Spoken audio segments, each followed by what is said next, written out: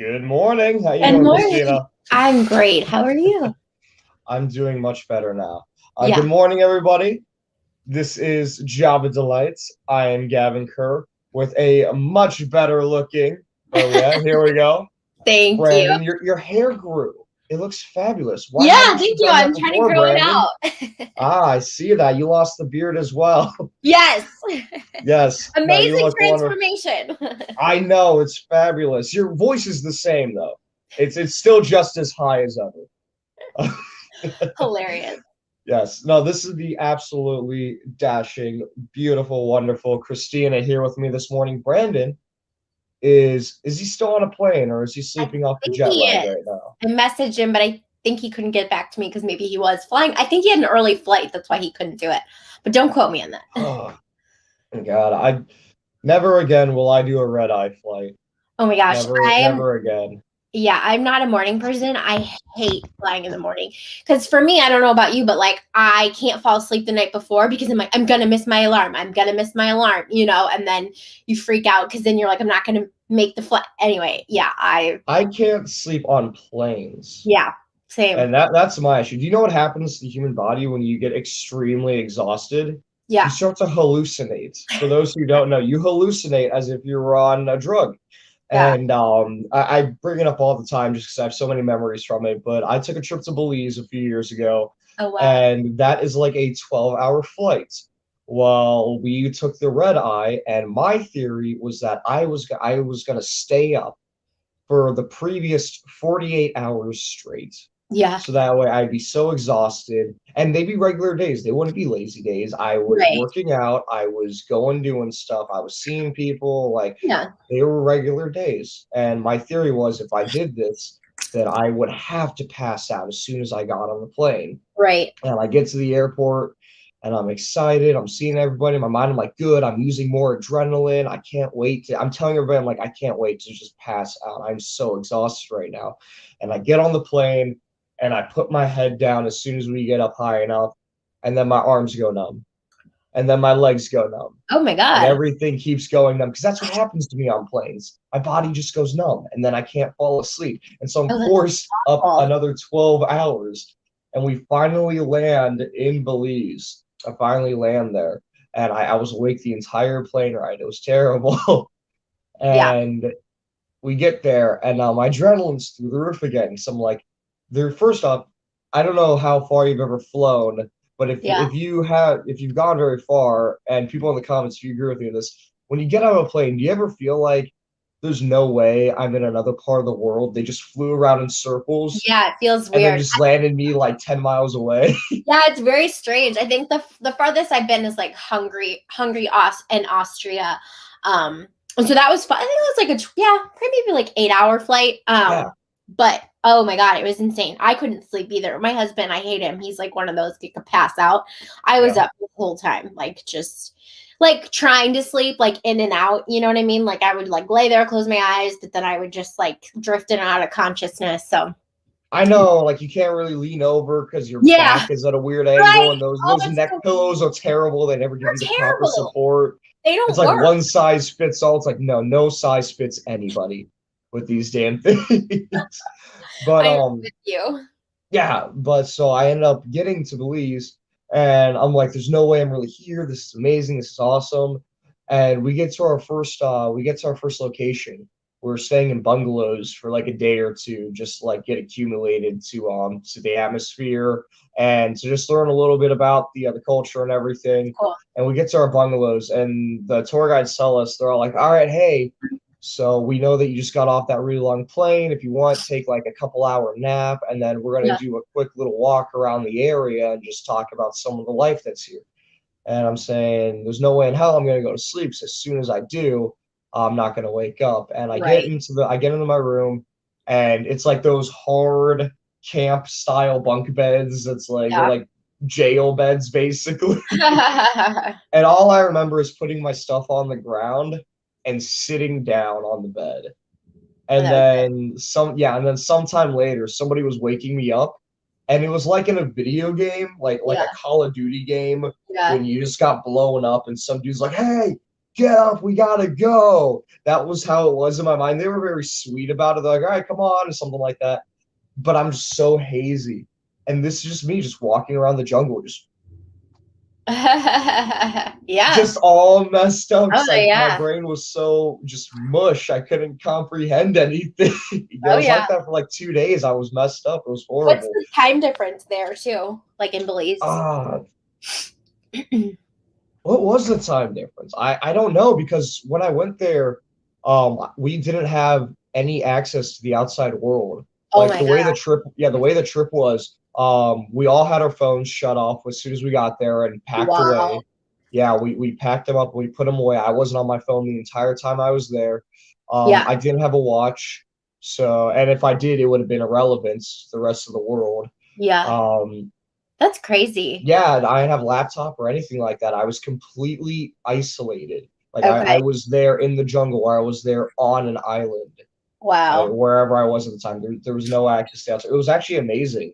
Like I Yeah, woke that up that sounds kind of day. nice. I was just thinking that. I was like, I work from my phone, so I'm like, Yeah. honestly, like a break and not being on it sounds great. I did just look it up. It's 8 a.m., so it's not too bad. It's 8 Okay. a.m. there, so Yeah. but So it's a 2 hour not difference. horrible. Yeah, Yeah. Yeah. It was amazing actually because like I'd wake up and whatever I had to do or think about or face was right there in front of me. that's awesome. That I love was it. it. There was no social media. There was no worrying about likes. There was no worrying about comments. I didn't have to worry about work. I had to worry about family or anything like that. Like it was literally, That it sounds was like when you so zone good. out in your head, Yeah, it was like that in real life. I love it. No, that's awesome. It was pretty awesome. I've been working really hard at like I have a morning routine and I leave my phone upstairs. I have like an upstairs downstairs, and for the first hour Yeah, I don't touch my phone.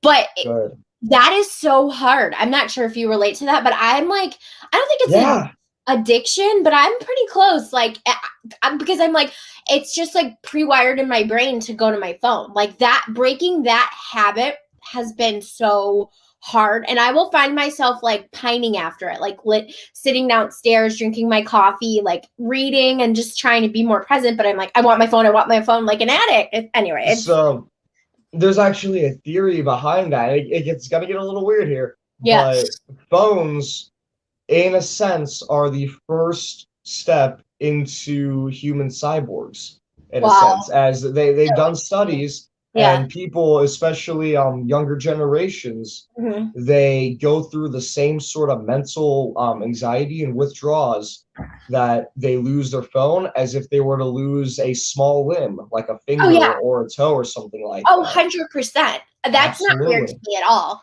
Yeah, Yeah. that's not Well, weird at the all. cyborg part of it is weird. I That it's don't become know, man. such a part of us.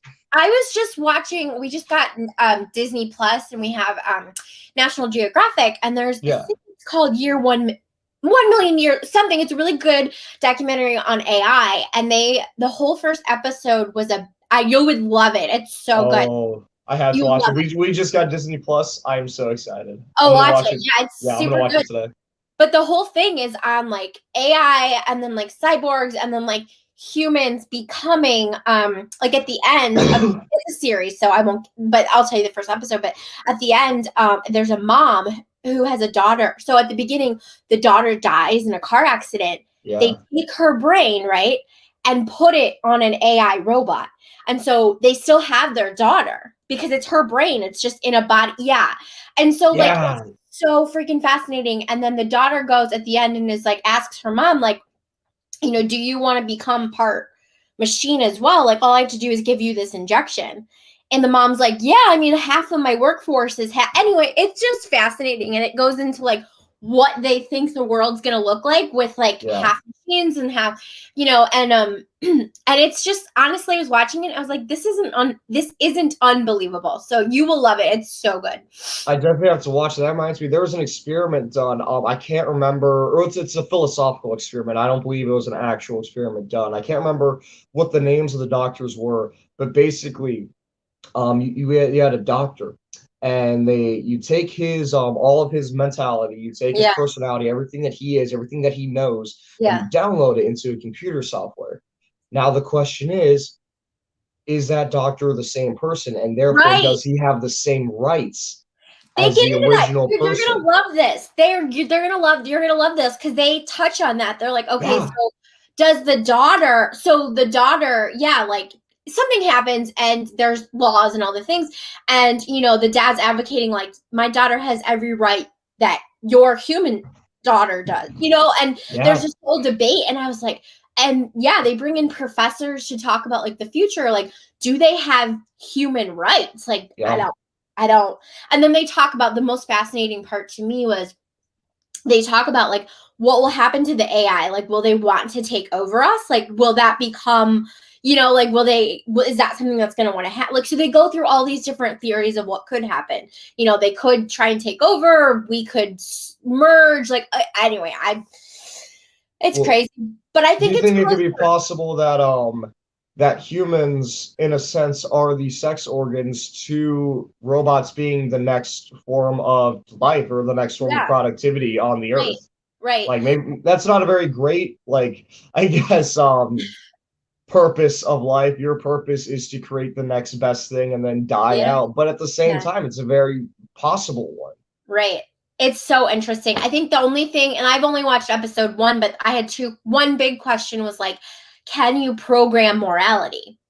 You know what I mean? Like, because it's like can you like recreate personality? You can create Yeah. all these different things, but like, how do you teach morality to a machine? Can you? Or I like, think that that's what a soul is in a sense. In my yeah, mind now, because I've thought about what like a soul, what it means to have a yeah, soul, and I yeah, think the best definition now, from a scientific point of view anyway, yeah. is a soul is any human personality trait that we cannot recreate yet. We just don't know Oh, what it so good, is. so good. Yeah, Yeah. we just don't know what it is. Yeah, Like, because they get to that. They're like, we just can't, like, that's not something, like, you just yeah, can't, you can create personality, you can recreate, all that other stuff, intelligence, obviously. But yeah, I mean, like, a soul, I mean, yeah, yeah. Now, all right, I got a fun one for you here. yeah, Do you think that if this came into reality, that there would have to be an age limit on it? Because yeah, if you're not like you can't buy alcohol, you can't right, have sex, you can't do right, certain things, you can't vote because you're not mentally developed all the way. right, So if you had a 12-year-old little boy or girl who passed right. away and you wanted to upload them, then there's still X amount of years of development that they have not gone through yet. So does that AI now have to do that developing for them? Oh, Or that's is that unethical at that so point? Because then that'd right, make them a completely different person. right. To be Yeah, honest, I'm not sure. That's so good though. I don't know. yeah, Because you can't like, though the development is over years. So like, do you fast yeah, forward that because you're an AI now? You know what I mean? yeah. Like maybe it's only exclusive for people of extremely high powers who lived out an entire life. Yeah. Right. Right. Like, Yeah. Right. So in the show, in the first episode, I think their daughter's like 17 when she gets in a car accident. So yeah, they take her brain at 17 and put her in the body of a 17-year-old. Yeah. yeah. That's a terrible idea. If I Yeah. died and I had to be uploaded to a computer, I would hate for 17-year-old version Gavin to be uploaded rather than 21-year-old version Yeah. Gavin. Like, Oh hell yeah! I don't want to go back to 17 or yeah. shit. I like 17-year-old Gavin would have turned on humanity and blown yeah, up the world. right, 21-year-old Gavin would be all like, I'm not going to kill you, but I'm not going to help you. The answer to cancer is easy. Figure it out. right, Like, right, right. I mean, and that's like a really good question. I think I see what you're saying is like my question. Now you got me thinking is I don't remember the girl's name, but like okay, so in the show, would you think she would develop into who she was going to be if she was a human? You know what I mean? yeah, Like that's her. what I'm saying. Yeah, I think I Like, just caught what you were saying. Like, yeah, is yeah. she going to develop into the human version of herself, or is she just now a machine? Yeah, I like let don't know. alone a year, because those are years of life that are lost. Let alone a year. Just think about in a day how much you experience that influences you, how quickly your life can Oh change my in a god. day, I'm and how second random sometimes. life is in a sense. Yeah, exactly. Like you'd have Yeah. to figure out how to randomly like you'd have to give this computer a job and then figure out a way for it to randomly lose its job. Like, Yeah. oh, we just don't have the funding or something Yeah. like that. And the computer would know it's bullshit because it's a computer. It'd Yeah. be all like, no, you're just making up stuff. Right. Like, Well, on that note too, it's so fascinating. You'll have to talk and then we can nerd out on this. Or you'll watch it, we'll nerd out on it together. But Yes, yes, so they talked about how basically like machines, and we know this, but like are gonna take over like the majority of jobs. So like in the show, it follows a family in the future. Okay. And so the dad is an architect and they show him getting fired because an AI can do it quicker, faster, more yeah, creative. And so what they were saying is like, we won't even have, there's possibility we won't have a need for humans because what if the AI can create music and art? Because they ask about that. yeah, They're like, will the AI be able to create? Because that's a human thing that's hard yes, to, but they already have AI that paint and they sell paint. yes, they do now. Yeah, and so I'm interested. I'm getting my master's in therapy and like psychology and counseling. So you bring that up because I was like, humans need to work. Because one of the people were like, well, we'll basically just be able to hang out because these machines will take our jobs. But I was like, people need to work. You know what I mean? Like we need a sense of purpose. So what happens to the addiction rates, the depression, the suicide, you know what I mean? Like if we become this society where no one has to work anymore, you know? I think that COVID is a perfect example of how that would be. You'd have two Yeah, kinds of people. You yeah, have people who sat around and binge watched Netflix all day, ate bad food, ate takeout, got right, depressed and bummed out after a while. right. And then you had people who decided to jumpstart little companies where they were Yeah, doing stuff, or yeah, they're learning new skills, they're going out and experiencing themselves. So you'd have two kinds of people that would happen then and create this entirely, in all honesty, be possibly enough to yeah, really shift the social structure in yeah, society. It wouldn't be rich versus poor anymore because we'd have all these new kinds of jobs and incomes created all of a right, sudden. There'd still be, you have those disgustingly rich people and the right. horribly poor people, or the unfortunately poor people, the unfortunately horribly poor people. And but in between would completely mix around. It'd be Yeah, fluid almost. It'd be yeah. all dependent on you and what you want to do with your life. Yeah. Right. And that's what they're Yeah. saying. Like we may have in the future, like we may have that capability. That's where things are heading. And I was like, man, I'm all for technology, not anti, but I was like, I'm also for thinking through things and knowing like like here's the thing. Human psychology hasn't changed. Like, yes, we evolve, but like our Maslow hierarchy of needs, like we still need love, we still need affection, we need food, shelter. We also need a sense of purpose. Yeah. Like that's why they sell like even people in retirement still just don't need to fuck around and like golf or whatever. Like you still need a sense Yeah. of community and like something that you're contributing to the world. So I think a world where someone's like doing my job, like I don't know, like I Well, don't want to just hang around the beach all day. Like that sounds awful to me.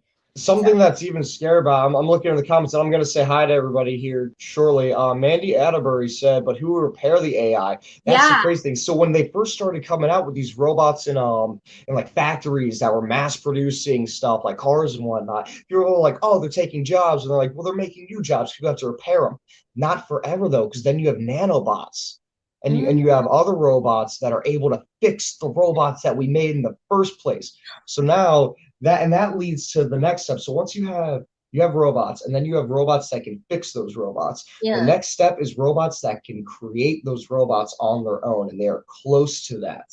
That's terrifying. That is, and what happens with that? So with a robot, you give it a program, you Yeah. program it, you give it a task, and it does that task. That is Yeah. all the robot knows, unless it's able to learn and comprehend things and store data and create its own algorithms. But the very basic of programming, that is all the robot knows. It knows, okay, I need to build pens. Right. That's it. So there's a theory that if you create a robot that needs to build pens and it does that, and then it builds itself too, because it needs more manpower to make more pens to be more efficient. It knows this. Then it runs out of materials. So it takes other materials and it makes more robots and they make more pens. And one becomes two and two becomes four. And keeps multiplying until literally within, I think, 2 months, the entire like universe would be nanobots and pens. Oh yeah. Yeah, Yeah. because Oh it my just keeps God. multiplying. Right. And like where does it stop? Yeah, it doesn't when they run out of materials. Yeah. That's oh my God, that's Yeah, terrifying. that's scary. But that's I'm who, Mandy, who would fix these bots as soon as they go down. We have other robots to fix them. That's insane. I So, mean, and then like that I comes said to the earlier, question. we are the sex organs for the next step in the universe, in a Right. sense. Right. And that's what this show was saying is like they really predict that it's going to be just a mixture of both. Like it's going to be, Yeah, machine like the AI, it's going to be us. And then at the end, I never even thought of this. So there's the girl, right? So she's has a brain, but she's on a robot who asks her mom to become part AI. And so and it's just an injection that she puts behind her. I mean, who knows what that would yeah, be, but it's the idea that she's getting going to be also a AI. I mean, she's going to be a yeah. mixture of the two. Yeah, well, we have stuff like that now where we had a guest on months ago where they were doing something for people who had like different like memory loss and stuff like Mm, that, where yeah. they're drilling and attaching Yes. parts Okay. Yeah, they to talking your about that. skull. Yeah. Yeah, Elon Musk is working on something right now where I can't remember the specifics of it, but basically like you put like a little wire in your head, and because a lot of things, a lot of mental illnesses, it's because there are signals that just aren't firing correctly, Right. and so Yeah. they put these little wires in their heads, and they refire those synapses properly, and then it gets rid of whatever that issue was. It's not a miracle thing, or Yeah. it's not like a cure all kind of See, thing, and but it works. that brings up a really fascinating point and something that I'm so interested in. So I have bipolar 2 and generalized anxiety and substance abuse disorder. Anyway, Yeah, those things though, like that recovery and that journey to help myself become better have made me who I am, and they fuel my creativity. So I'm not yes, sure I'd want to put something in my brain to take that away. Does that make sense? yeah, You no, know, like I just absolutely, it's just fascinating. I think the option that it's there is great, but at the same time, I'm like, I don't know, man. Like, I don't know if I would be doing all the self work and be as going to school to be a therapist and talking about my recovery if I could just get a quick fix like that. Does that make yeah. sense? I don't I know. I just because I think a lot of people, like creatives, do suffer from mental illness, and we yes. do come up with a lot of amazing art and things because of our tortured soul. You know, Yeah, what do you think about it took me a really long time to try to be creative and write music that wasn't sourced from pain and that? from Yeah, trauma. And it wasn't right. necessarily depressing music. A lot of times it was happy music, but it was Yeah. inspired off of that. Um, a lot of times it was inspired off of that. And even now, sometimes I find it's easier to write from that sort of that pain or that dark Yes. place than Yes. it is. Yeah. But going back to what you were just saying, I think the only way that this would be accepted by majority society is if somebody like Elon Musk put it out there. Yeah. Yeah. Yeah. Somebody Oh, yeah. who doesn't have any huge scandals behind him, who is a Right. super genius and who has a record of doing unbelievable, amazing things. I agree. That's really like if tomorrow if tomorrow a sex scandal came out against Elon Musk, it would all be down the drain. Right. So let's It would just all keep be our you fingers need crossed. yeah, you need someone. These are such crazy things that you need someone or a company that, for the most part, is pure of heart. I don't know him personally, so I can't say if he's a saint, but I've yet to hear a confirmed bad thing about him. Yeah, I was gonna say he's one of the few white males that hasn't been canceled. Yeah, yeah, exactly. Yes. Ugh. Not to get political at 10:30 in the morning. No, no, no, it's good. That's a very real thing that we It live is in a right real now. It's thing. But yeah, this we can go off on this forever, but I did want to bring this up. I also thought about like AI and like race. Like how would that even play into stuff? You know what I mean? Like would they be aware of race? Would they be aware of inferiority? Like would they have racial bias? Like there's just I so think they would just they would see us as this. So if they did categorize us as race and stuff like that, which first they'd have to be extremely aware of the environment to be able to tell yeah, these right, differences. right. Um, but then I don't know if they would do it because there are like there's black and white, but then there's so many shades in between. Yeah, So I'm right, not right, sure where they would draw that line. right, right. Maybe they'd be all like, "Ooh, well, people with like almond colored skin Yeah. are different from like people with like more of like a cinnamon kind of shade." That's And what then, I'm like saying. Like, where well, how would they okay, categorize it then without doing like some exactly. sort of DNA test? And if they did a DNA test, then it'd be even more messed up because not many people are just one kind of thing anymore due to our high transportation. Everybody's sort of intermingling, and Right. like me, for example, I'm Mexican and Irish. Okay. When the hell would those two people without like planes, yeah, without the transportation of planes, when would those two people ever sort of merge together? Right. Uh, they could just it's crazy. But I think if they were to look at if they were to categorize people, like there was some sort of algorithm that they recognized, then they would do it based solely on statistics, where Mm, it'd be that they'd be connected to like the internet or something. It'd be like, okay, this many people buy this kind of food, this many people live in these kind of homes or these kind of neighborhoods, stuff like that. Like it would be very, very averaged out, that's so and it'd be fascinating. extremely, extremely statistic based. Yeah. Oh, that It makes so wouldn't, much sense. So like yeah, so basically you're saying like we could create the society that we want. You know what I mean? Like we yeah, could say let's even out the Asian American population and create X amount of Asians. You know what I mean? yeah, Like yeah, or absolutely black they could do people that. or mixed people or I don't know. Yeah, Oh, absolutely they could do that if they right, wanted to. The right. point that I was getting at as well is that they wouldn't be biased. It wouldn't be Yeah. biased. It wouldn't be That's like, what I was oh, the wondering. person who made me was Asian, Yeah. so I'm gonna help their economy. Right. It wouldn't be that kind of thing, unless they were programmed to do that. But Right. if it was like if it was worked by a group of people of all different cultures and races and religious beliefs, whatever, and was made truly non-biased, then it would just be nothing but statistics. Right. That's what I Yeah. was wondering. Like, would AI have the ability to be racist or bigot or whatever? If it's programmed to, yeah, why Yeah. not? But and Yeah. that being said, though, I'm sure it would still be called racist, sexist, whatever, because a Right. lot of people don't like statistics of all different things. Right. If your team doesn't look bad at one point, then you're going to Right. be pissed off at, which is understandable. Right. So really quick, because we're coming up, that was a half an hour we just That burnt through was already. Oh my God, that was amazing. I love it. All right, we're gonna call in the people really quick. We're gonna say hi to everybody. We got absolutely. Mandy Atterbury. We talked to her earlier, said hi, thank you for the comment. Hi, We Mandy. got OMG Squirrel, not today, Squirrel. Brandon is gone, and we are staying on topic. We got the Breakthrough Show, and she is about to be coming right in here. We got Mike Herzog. I hope I said your name right. Sorry if I didn't. Renee Bush. Renee's still always sending me stuff in the morning. I do really appreciate it. It is fun. And then Sue's thinking, is my background pink? Oh, you know what?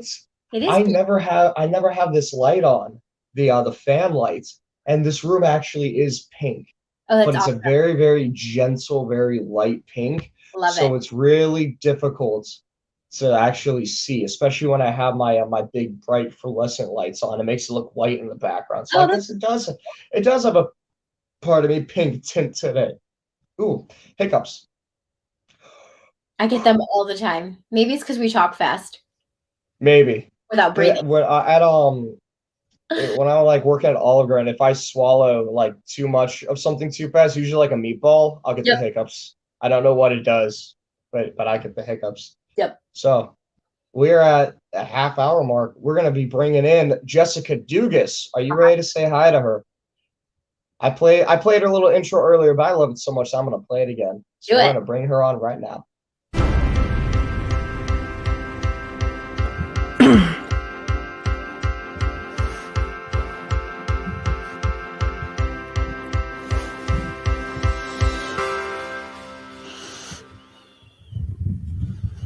Jessica Dugas, how you doing? Good morning. How are you, friends?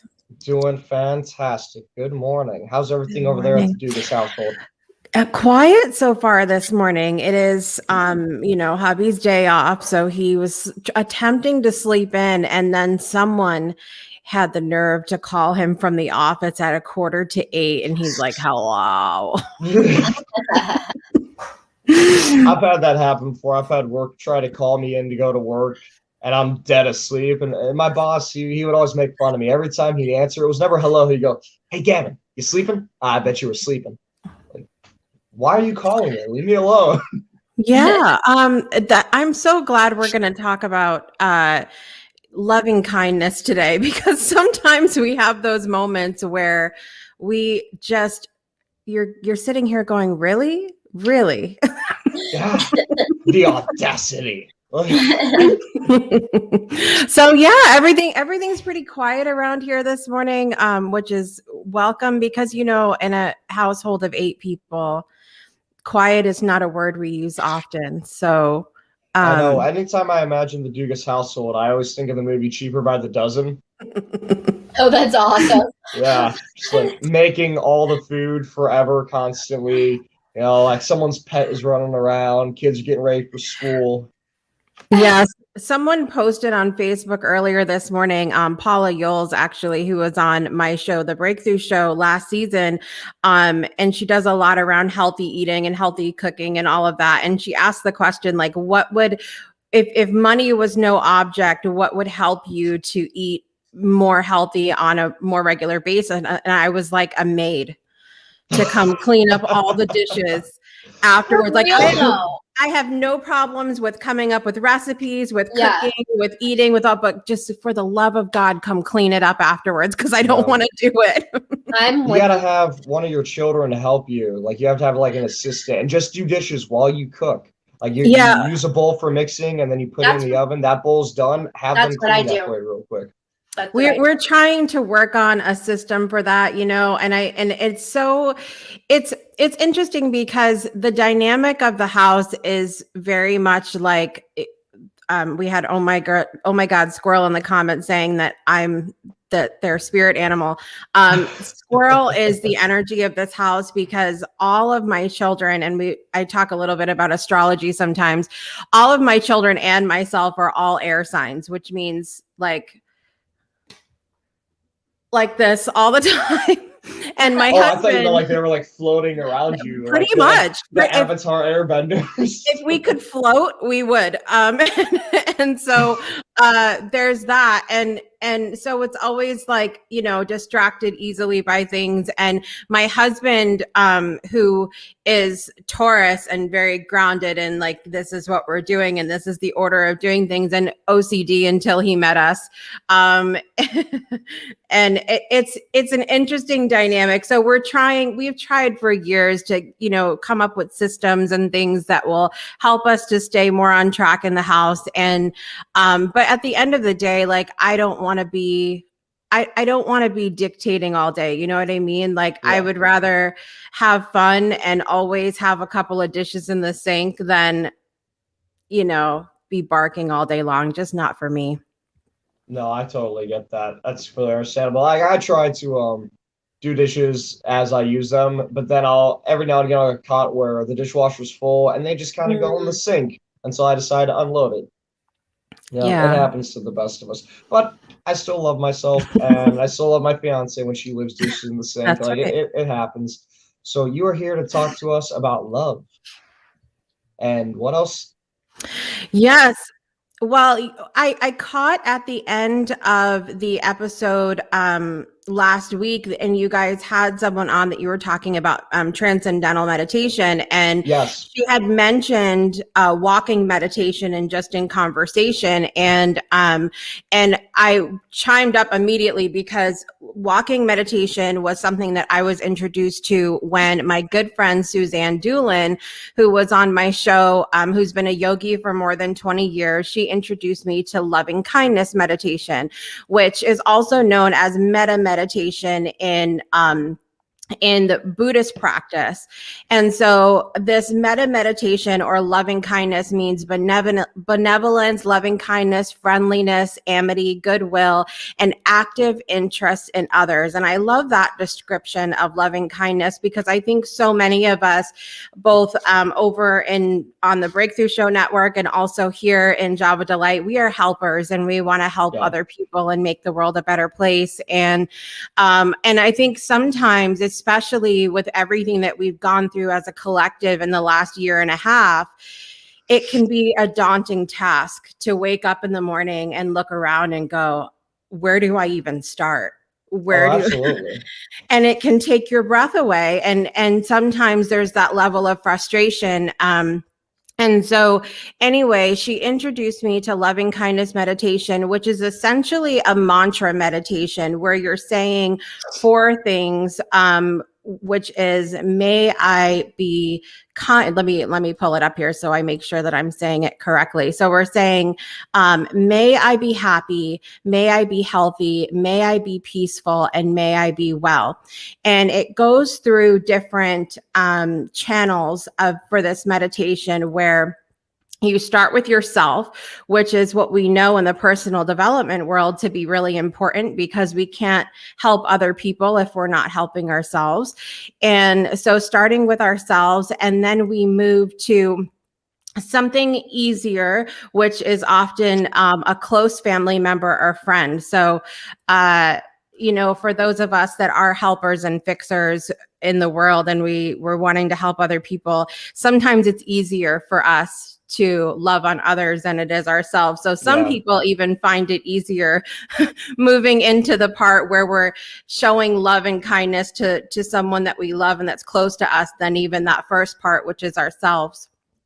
And then we move from there to an acquaintance, something that may be a little bit more of a challenge for us. So when we say acquaintance, we mean, the cashier at the grocery store, we might not know their name, or our Uber driver, or our mailman, we might not know them very well, or just someone that we've crossed paths with that we know, but we don't know them really well. And then the next part, we move into someone that is a challenge for us. So someone that we've had an argument with, someone that has done us wrong in our minds, someone that maybe even we know and hasn't done anything wrong, but their energy isn't our favorite. Sometimes there's that as well. So someone who is a challenge in our world.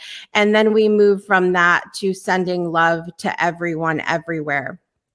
And so what I wanted to do today is walk you guys through this loving kindness meditation, because I think it's one that, like I said, it can be a little bit of a challenge, but if we're in this energy of wanting to change the world, what could be better than just sending love to everyone, no matter what role they serve in our lives? And then after we're done, I can tell you how to turn this into a walking meditation and how I've used it for that. Does that sound good? Yeah, that sounds amazing. Let's get into it. All right. So here's the thing. If you guys are watching or listening to the show, and you are driving a vehicle, if you are out in the public, just know that you don't have to stop and close your eyes and all that we're going to do here. Please, for the love of God, don't do that.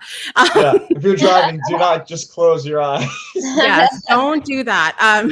But you can say the mantras out loud still. That's one of the wonderful things about this. And when I started teaching this meditation to other people after Suzanne taught it to me, I specifically was teaching it to moms who had a house full of kids like I do, and didn't have 5 minutes of quiet to meditate.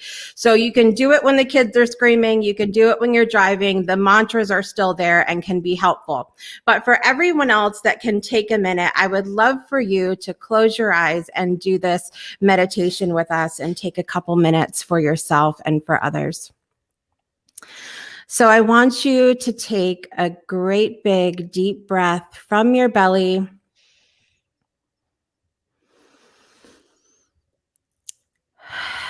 And blow the air out. And continue to take deep breaths at your own pace, noticing how amazing and wonderful and peaceful and grounding it feels to be in this moment, and energizing your body with each breath. Embrace the quiet, peaceful, and calm feeling.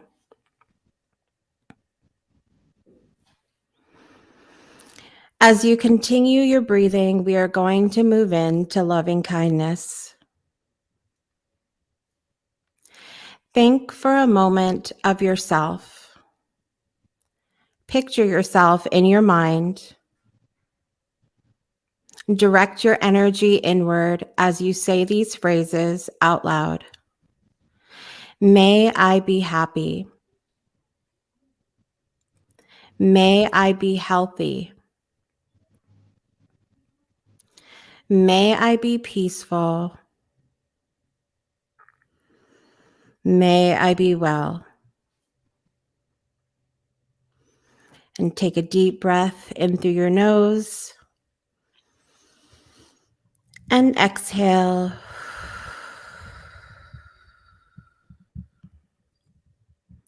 Bring someone into your mind now that you are thankful for having in your life. Perhaps a close family member or friend. Someone you hold wonderful feelings towards. And as you picture this person in your mind, direct your energy toward that person as you say these phrases out loud. May you be happy. May you be healthy. May you be peaceful. May you be well. And take a deep breath in through your nose and exhale.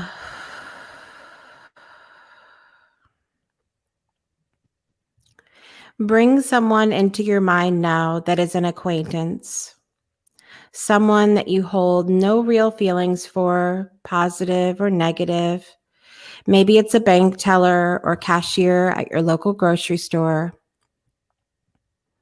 And as you picture this person in your mind, direct your energy toward that person as you say these phrases out loud. May you be happy. May you be healthy. May you be peaceful. May you be well. And take a deep breath in through your nose and exhale. And bring someone into your mind now that is a difficult person in your life. Maybe someone you consider an enemy. Maybe just someone you've had trouble with in your past. And as you picture this person in your mind, direct your energy towards them as you say these phrases out loud. May you be happy. May you be healthy. May you be peaceful. May you be well. And take a deep breath in through your nose and exhale.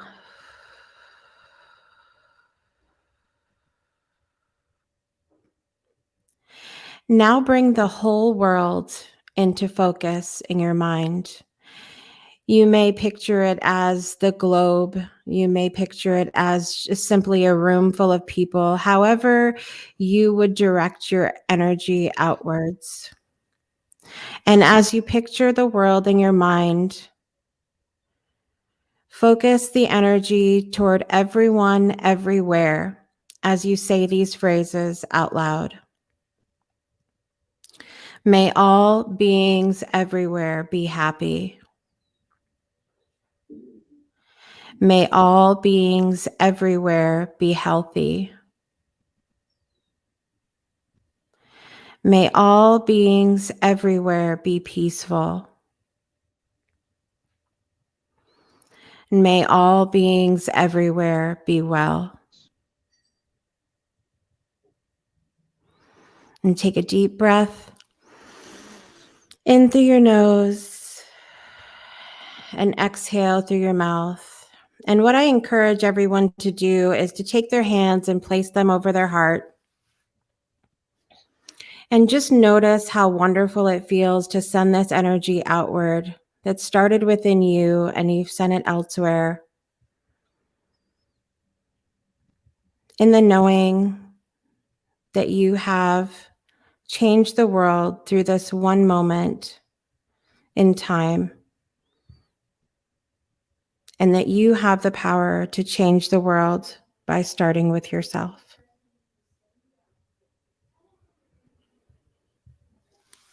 And when you're ready, if your eyes were closed, you can come back to us.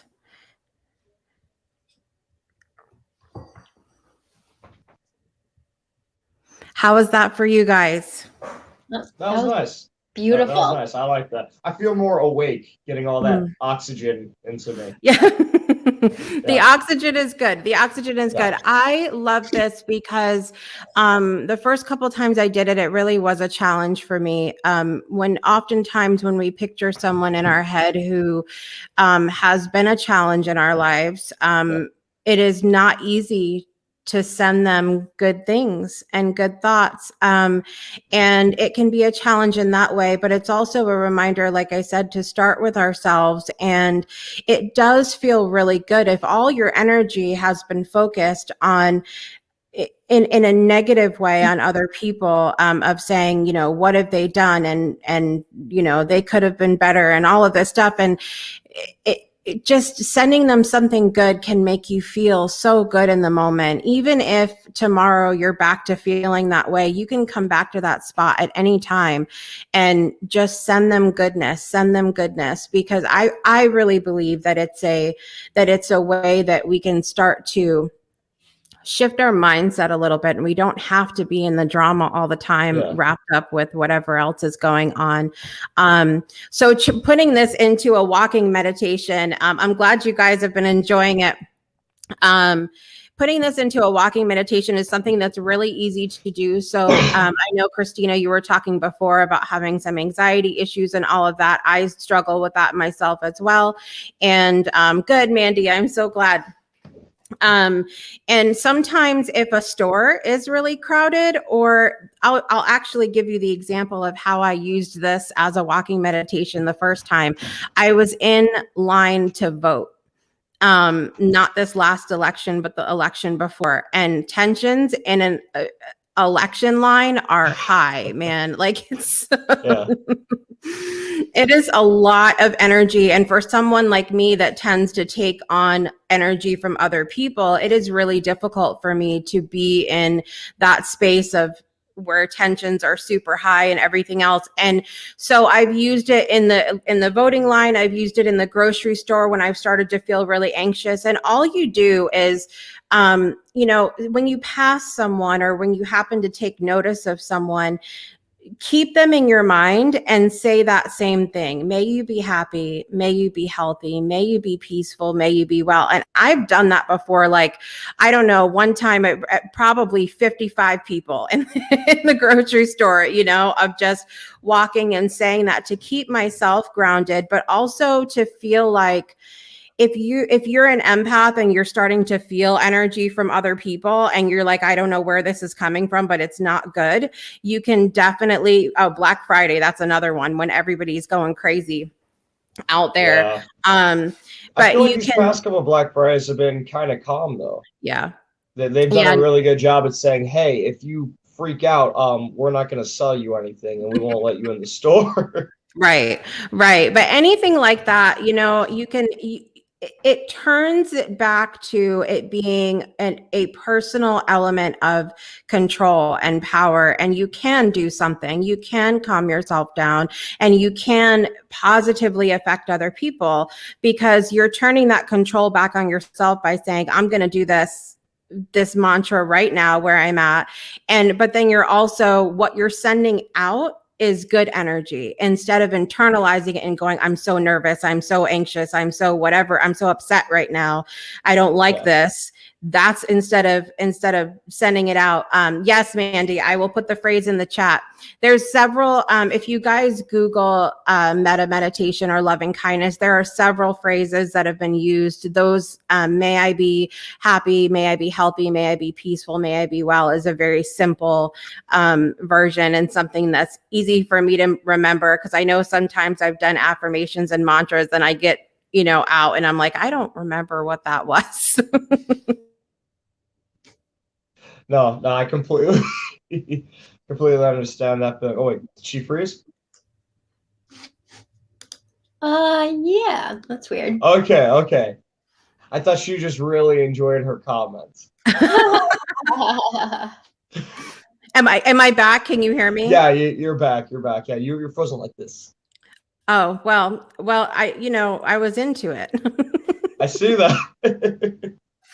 I don't know. Sometimes when we do these things, that I always say that our energy is too powerful for the internet, and then we just shut it down. I like that. I like that a lot. No, I definitely understand what you're saying though about how it is difficult for some parts of that to imagine. People like for me, it was kind of difficult to imagine the acquaintance. I was actually it was really easy for me to think of somebody who I love and want to send that to, and it was also equally as easy to send somebody to someone that I have animosity to or a dislike to that I wanted to send some love to. But the acquaintance, because the way that I am, and I'm not sure if either of you two are like this. I know some people are, some people aren't. But if I see somebody or if I know somebody, I gotta give them, the common courtesy of being a human being, because that's just the right thing to do. But in my mind, they're like this a little narcissistic. Even they're like an extra in my life. Like I'm the main character, and everybody else are other characters. And the more they're in my life, the more important they are. So a lot of the people, like I forget what their faces look like. Like the first time that I met you, Jessica, after we could have talked for like an hour, and right as soon as we hung up, I would have no idea what your face looks like in my head because I don't remember it. But the more I Yeah. talk to people, the more detail that I started seeing in their face. So I ended up using the clerk for or at the pet shop that I go to once a week because he's always there when I go. We're on the same schedule. Mhm. And that was like the closest thing to somebody that like I know but I don't know that I could think of. Yeah, I think sometimes when we get instructions for these different meditations, we can complicate it because we're humans that way, and we can say, "Well, I Yeah. can't think of a person." You can even simply put it, put the phrase in your head, acquaintance, or just the person's name if you can't see their face. Another thing that I've done before that I love to do back when last year when everything was shut down and no one was really going anywhere. I went through my Facebook friends list and I did the meditation. So I went through every single person in my friends list and just focused on their face and went through everybody. And it also is wonderful to go through because sometimes we get to friending people and we're like, who's that? We haven't talked to them in a long time. Yeah. And it's so it can remind us too when we do that to get back in touch with people and have that personal connection as well. Okay, now how many friends on Facebook do you have? I have like over 1,000 now, so I sat there Okay. for a while. I was gonna say, well, because for advertising, like for advertising the shows, or when I was part of the band advertising that, I would join I'll join like podcast groups and like music pages stuff like that, and I'll just friend request everybody, Yeah. and then all their friends will friend request me because they're like, oh, who's this guy? And click, and so I've got like I keep going through cycles. I'll build up to 5,000, and then I'll go through and I'll just delete like all the spam Yeah. and the weirdos, the people who send me weird messages because I get a lot of weird messages that way Yeah. and stuff like that. So when I couldn't imagine like sitting there going to each and every one and saying that do you say the whole thing as well, or do you just give them like one little bit of love? No, I always do the four statements anytime I go through when I'm intentional about loving kindness because that's the picture, the whole picture Yeah. of it is that it's meaningful. Like you're wanting to I can read you this little bit here. Meta meditation, or often loving kindness meditation, is the practice concerned with the cultivation of metta, which means benevolence, kindness, and amity. The practice generally consists of silent repetitions of phrases such as "May you be happy" or "May you be free from suffering." For example, directed at a person who, depending on tradition, may or may not be internally visualized. So, see, even sometimes that visualization of the person isn't completely necessary. It's helpful for me, so that's how I share it when I talk about that. And then it talks about There's two different approaches. There's the practice that focuses on compassion and a practice that focuses on loving kindness. Focusing on compassion means that the meditation consists of the wish to relieve a being from suffering, whereas focusing on loving kindness means wishing a being happiness. So you can do it for different purposes as well. If someone you know is going through something, you can really use those mantras to focus on relieving them from, helping them to relieve themselves even from what they're going through. But you can also do it simply as, hey man, I just want you to be happy, you know, in whatever Gotcha. you're dealing with in your life. I Do wanted you to need? share. Oh, sorry. Okay. What was that, Christina? Go Oh, ahead. it's okay. So this is amazing. I love this. I haven't done it in a while, so thank you. There's something else called, so I love Buddhism, and it's called Tonglen. I don't know if you've heard of Tonglen before, but It sounds familiar, but I have yeah, so many things in my head sometimes. I'm like, yeah, what is that? it's the same premise, but it's literally just breath. So you breathe in the pain of someone or like something of that someone's like going through, and then you think about it and you kind of feel it, and then you release, and then you send it out. You release the pain, and it's the same thing. And you just send them whatever well wishes or healing or whatever.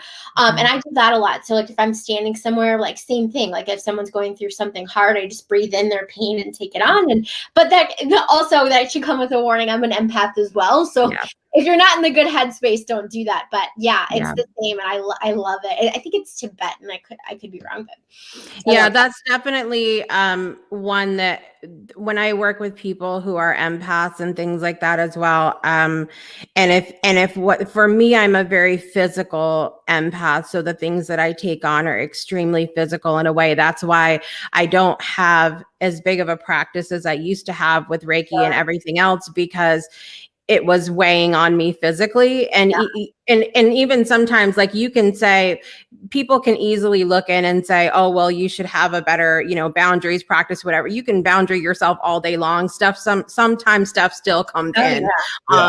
Energy is energy, and it doesn't matter how many walls you build. It doesn't matter.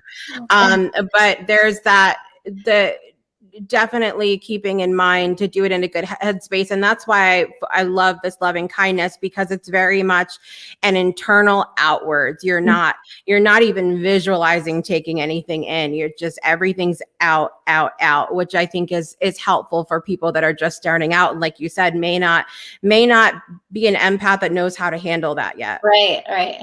Love it. Absolutely. I got one more question for you here, and then I'm going to let you go, Jessica. So if I'm on public, do I need to say these out loud, or can I think them in my head towards people? I always find it really helpful to say it out loud, but when I say out loud and you're in public, I mean, like, may I be helpful? Or Yeah, like how I was saying it like, when you were doing things like just kind of under my breath in a sense. I don't mean going to take the, you know, the announcement thing from the guy at the store and being like, hello, may I be We don't need to yell it. We don't need to single mother with the 3 screaming children in the frozen fruit section. I hope that I hope that you are well. I wish you to be happy. No, we don't need to do that. I wish the children to stop screaming. Yeah, we don't need to do that for sure. I think it is helpful for me to say it out loud, because again, it's that outward motion. It's very intentional of being, you know, going outward. But again, you can say, I know Mandy was asking a question too, can a phrase be added to the end? I'm very much a proponent of making a practice whatever you need to be in order to make it special for you. I do tend to, with practices like this, I like to keep it very honoring the tradition of the practice, but that doesn't mean that we can't. I've done versions of this before that have changed the word for the holiday season or for certain things. And so whatever you need to do to feel good about your practice, do that. And I think that's how I live anyway. Absolutely. I love it. Thank you so much for your segment today. Coming up next, we have... Thank you, guys. Yeah, you're welcome. So it froze for a second. This is a weird little pause. It's all right. So coming up next, our guest for today, Charles, is a best-selling author of the Life Craft book series, available on Amazon, producer of the companion Making a Masterpiece of Your Life audio collection, and publisher of the Life Masterpiece Journal, available on medium.com. I'll drop the link soon. Book Charles for your podcast, a unique topic, the way of craftsmanship, handed down over centuries by master craftsmen and craftswomen across the world. Charles reveals the time-tested practice of craftsmanship as the key to unlocking the universal principles of excellence for developing a high level of skill in the endeavor from personally and professionally development to managing your business, your household, and improving your parenting skills. So he has a lot of stuff here. Actually, I got a nice little book here, but he specializes in crafting the way to have a productive, healthy, and fulfilling life. So we're going to be bringing on Charles Collins.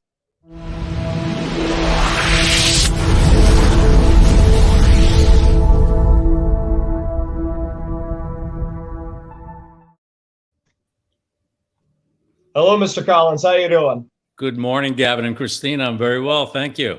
Absolutely. Thank you for being here. I sort of paraphrased the book that I was sent for all the things you accomplished, just because I want to take away from your segment here. Tell us a bit about who you are and get into more detail on what it is that you do. Well, who I am is an individual in the fourth stage of life as a craft, which is the mentorship phase of life as a craft. In order to get to the mentorship phase, you have to be 65 years and over. So that'll give you an idea of the decades that I'm in. Yeah. So you're 65 today is what I'm hearing. Well, let's say we're just a little bit beyond that doorway, but not too much. And as the practitioner of life as a craft, which means looking at life as something that can be skillfully approached and incrementally improved and practiced over time. When you reach the mentorship phase of life as a craft, which we'll talk about the 4 phases of life as a craft, you now have a very particular objective set before you in the mentorship phase of life. And it's not to go golfing and to fall asleep in your chair at 2:00 in the afternoon and be useless. In life as a craft, when you enter the mentorship phase, you now have over the next 20 years the objective of gathering together the work that you've done from your master's journal, artifacts and heirlooms of your family, and teachings and tools. And it's almost like creating a presidential library. You selectively take a number of things and bring them together in a package, because when you pass away, this collection is what you're going to leave as a heritage to your children and as a gift to the world, in order that they may use this as something to help to craft a masterpiece of their own lives. So that's what I'm involved in for the next 20 years. I love that. That is amazing. But I'm curious now, what happens if you make it past 20 years? Does it just continue on forever? It's 65 or is that when to you 80. start? Well, yeah, if you read it, it's 65 to 85 and beyond. Okay, so okay. How long beyond is one doesn't know, and it may not be up to 85 either. But the point is that you're there and you're working on it, and it's on your workbench until you turn off that lamp. Gotcha. So is everything broken up into 20 years then, or is it not quite that clean cut? It's pretty close. So you're referring to what, in looking at life as a craft rather than looking at life as a terror. Yeah. Life as a craft basically says, if we look at the way that our trades, occupations, and professions, or anything that we do that takes thousands of hours of training to perfect and skill, there are these kind of universal 4 phases that all trades and crafts and professions, like your guest just a moment ago is a craftswoman dealing with an internal process. And she's spent thousands of hours practicing those processes and developing those processes. And she's now a mentor, obviously. She's teaching those processes to others. So as a craftswoman in her trade, Ask her how long she's been at that, and ask her whether or not she went from apprentice, then to journeywoman, then to master, and then on to mentorship. Those 4 universal phases are what we go through in most every trade, craft, and profession in the world of any kind. So if life was a single craft and not just the profession or career part of our life, then are those 4 phases present in our lives that we could look at our life as a series of phases of development that we're going to go through? And the answer is yes. And those 4 phases are apprenticeship, age roughly 14 to 24, 25. That's phase 1. Okay. Phase 2 is journey work, when you go out into the world with your knowledge and your tools, and you're going to now start earning your way in life. That's age 25 to 45. That's your journey work phase, making a name for yourself, building your family, building your home, etc., laying the foundations. Yeah. Age 45, you'll cross over to master work phase of life, age 45 to 65. And here's where you're now making your masterpieces, building your master plan, recording your master's journal, really going to new heights, right, in development. And then finally, when you approach age 65 to 85 and beyond, you cross over to mentorship. And in some societies, there are actually rituals and rites of passage called moving into eldership. And when you move into that phase of life, as I said, depending on the culture you come from, it's either a magnificent phase full of work to be done and things, or it's something that they've told you, you're useless, don't bother us anymore, go over into the corner. And life as a craft is not that way.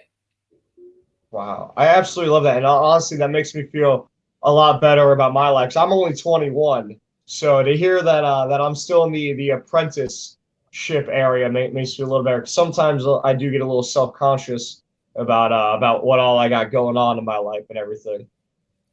You know, that's a really great thing. So let's talk about apprenticeship for a moment. Is that okay? Yeah, please. So going back to our traditional trades, crafts, and professions, for anyone listening to this podcast, if you think back to your cultural heritage, and that's part of the curriculum, the learning of life as a craft, your cultural heritage. In many countries and through thousands of years of human history, somewhere around age 14 or so, young men and women would go through a rite of passage. It was a ritual. Sometimes it was a traditional kind of a ceremonial practice. Other times it could be a physically harsh ritual that one would pass through. But at roughly that age, you were brought to a crossover or a threshold moment in which you crossed over from the world of the child and you took your place in the world of adults. And that was usually somewhere around age 14 or so. And if you think about our, just cultures today, I mean, many of the worldviews or religions or things that we come from, you'll have things like, bar mitzvahs or, communion or, confirmation. You'll have different things. These all come from this ancient place called the rite of passage. And the whole idea behind that was to say to the young man or woman, at this moment, as you enter the world of adults, for a specified period of time, there is now going to be a gradual receiving of responsibility that you are becoming the craftsperson of your own life. You're no longer just mom and dad's child anymore, who were legally responsible for you. You're now going to progressively acquire skills to take care of your own life and to be the young man or woman of your own life. And oftentimes this would last for a period of anywhere from 7 to 12 years. So if we take that fundamental human, thousands of year old tradition and look at those of us who have come roughly around age 14 to age 21 to 25 in there, where are we? We're in our high schools. We're in our trade schools, we're in our colleges or universities, we're in this phase called apprenticeship. And the whole focus of this one phase in life, it's called the learning phase. The word apprentice comes from the word to apprehend or to know or learn something. So where you are right now, Gavin, is, and Christina, I'm assuming you're probably in your apprenticeship phase as well. I'm 32, so yeah. You're in your journey. Well, no, you're in journey no, work that's right right. now. Yep, So yep. we'll talk about that. That's right. You're very, very young looking. Yeah. So that's good for you. You carry that with you. So then as on the apprenticeship phase, if you see that you're coming toward the ending of that phase in the next few years in the craft of life, you now have a definite next crossover point that you're now going to start thinking about, which is the journey work phase of age 25 to 45 as being a set, distinct area of life for that 20 years that actually has specific objectives to be achieved. And if you learn what they are, and if you approach them skillfully, that is to learn to achieve a level of capability, right? A level of expertise in these areas, then your journey work phase will be an extraordinary building time, right? But how are you going to do that well? Through the skills you learned in your apprenticeship phase. Love it. I am curious where this is so fascinating. Where did you how did this framework come about? Like, how did you create this? My 6-year-old daughter came into the kitchen 35 years ago one day and said, "Hey, Dad, what's the meaning of my life?" There you go. Yeah. You're like, I how love that. And you went and wrote a book about it. And I went and wrote a book about it. I love that. I love that. That has to be probably the most efforts a parent has ever gone into answering that question for their child. Yeah, so let me confess, Gavin,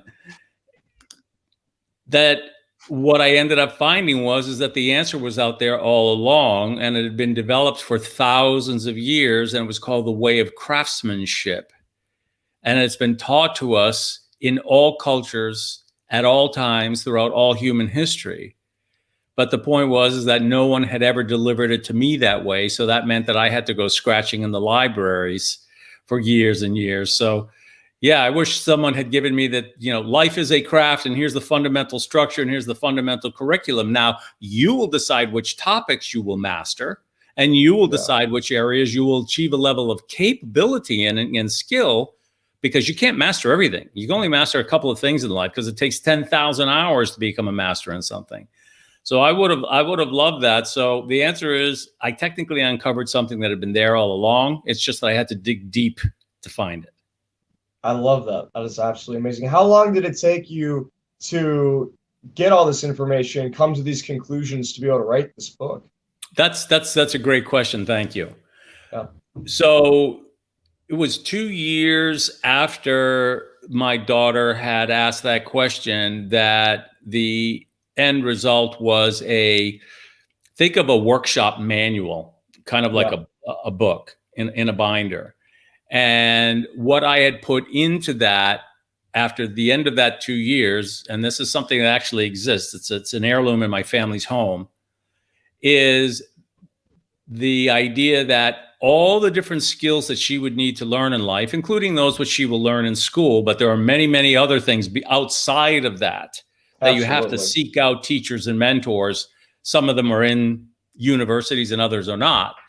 That all those topics, was no way I was going to just drop that on her desk. She would have walked out, closed the door, and never talked to me again, because she said, "Dad, I'm not going to read the Library of Congress, in the next 2 years, no way."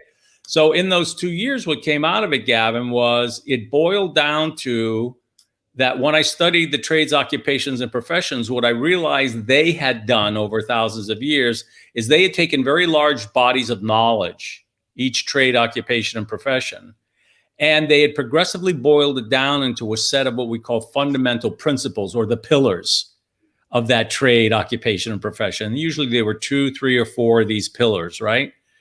And then if you looked at those 4 master categories, you could then go inside each category for the trade and start drilling down into the different topics inside there. So at the end of those 2 years, I came up with what are called the 5 elements, which are those 5 pillars inside, which are all the different topics that one needs to learn over their lifetime, easily categorized, so that it's not this mess on your workbench that there is some organization to it. And if we look at our trades, occupations, and professions, they teach it to us in an organized way.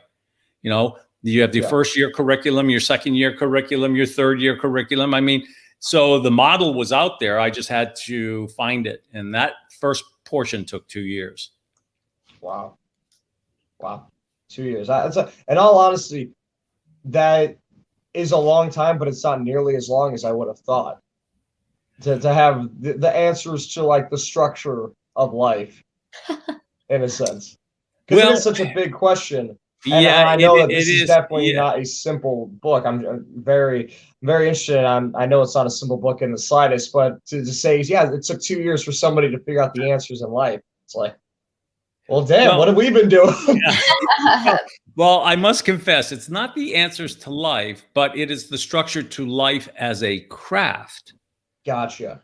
So now when we bring it to that, it becomes very simple and understanding, which is the good news is all of our trades, crafts, and occupations, what I started to study was how do they take this enormous body of knowledge that makes up the craft, right? Law, medicine, woodworking, culinary arts, every trade, craft, and profession on the planet. How do they take this enormous body of knowledge and organize it in a way that one can simply approach it in order to understand it, right? Just like the human body, it's 4 or 5, major parts, so to speak.